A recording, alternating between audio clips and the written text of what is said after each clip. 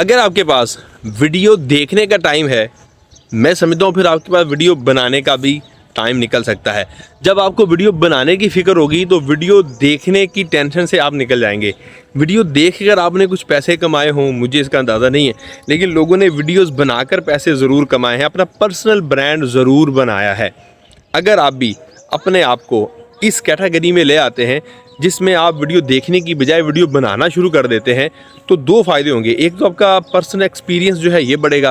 दूसरा, अगर आपने कुछ चीज़ सीखी है, किताब से पढ़ी है, किसी से सुनी है, तो आप वही बात, बिल्कुल वही बात सेम रिकॉर्ड करके सोशल मीडिया पे डाल सकते हैं।